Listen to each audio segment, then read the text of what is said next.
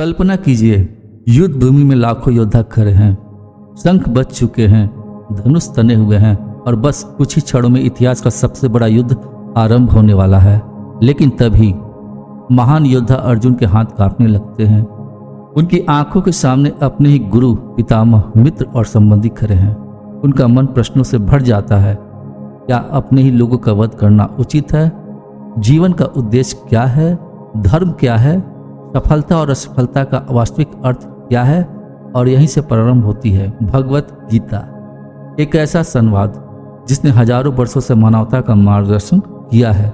लेकिन क्या गीता केवल एक धार्मिक ग्रंथ है या फिर यह जीवन जीने की सबसे महान विज्ञान पुस्तक है? आइए जानते हैं गीता क्या है। भगवत गीता महाभारत के भीष्म पर्व का एक भाग है।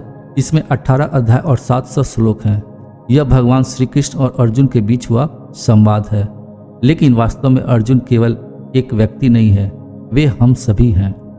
और कुरुक्षेत्र केवल एक युद्ध भूमि नहीं बल्कि हमारे जीवन का प्रतीक है, जहां हर दिन हमें निर्णय लेना पड़ता है। जब अर्जुन युद्ध से पीछे हटने चाहते थे, तब श्री कृष्ण उन्हें पहला और सबसे महत्वपूर्ण ज्ञान देते हैं।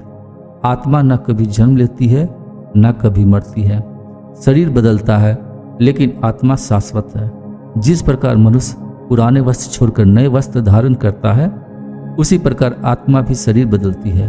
यदि यह सत्य समझ में आ जाए तो मृत्यु का भय कभी काफी हद तक समाप्त हो सकता है। गीता का सबसे प्रसिद्ध संदेश, तुम्हारा अधिकार केवल कर्म करने में है, फल पर नहीं। आज अधिकांश लोग तनाव में इसलिए हैं क्योंकि उनका ध्यान कर्म में अधिक परिणाम पर होता है। गीता सिखाती है पूरे समर्पण से कार्य करो, लेकिन परिणाम को ईश्वर पर छोड़ दो। यही कर्मयोग है। श्री कृष्ण बताते हैं मनुष्य का सबसे बड़ा मित्र भी उसका मन है और सबसे बड़ा शत्रु भी। यदि मन नियंत्रित हो तो जीवन में शांति आती है। यदि मन अनियंत्रित हो तो वही दुख, भय और भ्रम का कारण बनती है।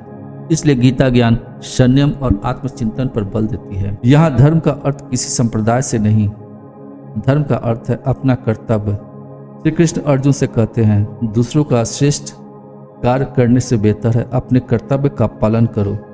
जीवन में सफलता तब आती है जब व्यक्ति अपनी प्रकृति और जिम्मेदारी को पहचानता है। गीता केवल ज्ञान और कर्म की बात नहीं करता, यह प्रेम की भी बात करता है। श्री कृष्ण कहते हैं, यदि कोई भक्त प्रेम पूर्वक एक पत्ता, एक पुष्प, एक फल या जल भी अर्पित करे तो मैं उसे स्वीकार करता हूँ। अर्थात ईश्वर को बारी वैभव नहीं, हृदय की भावना प्रिय है। विराट रूप का अद्भुत दर्शन। गीता का सबसे रोमांचक क्षण तब आता है जब श्री कृष्ण अर्जुन को अपना विराट रूप दिखाते हैं। अर्जुन देखते हैं असंख्य सूर्य समान तेज, अनंत ब्रह्मांड, असंख्य लोक और स्वयं काल। उन्हें अनुभव होता है कि संपूर्ण सृष्टि एक ही परम चेतना का विस्तार है। जब पूरा ज्ञान प्राप्त हो जाता है तब श्री कृष्ण अर्जुन से कहते हैं, अब जो उचित लगे वो करो।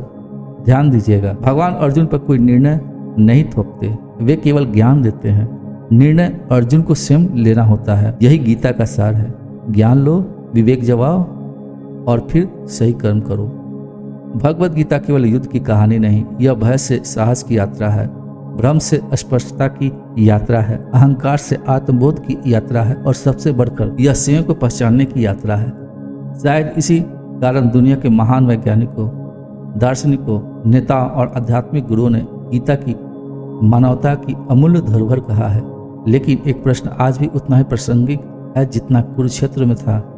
यदि आज श्री कृष्ण आपके सामने खड़े हों तो आप उनसे जीवन का कौन सा प्रश्न पूछेंगे?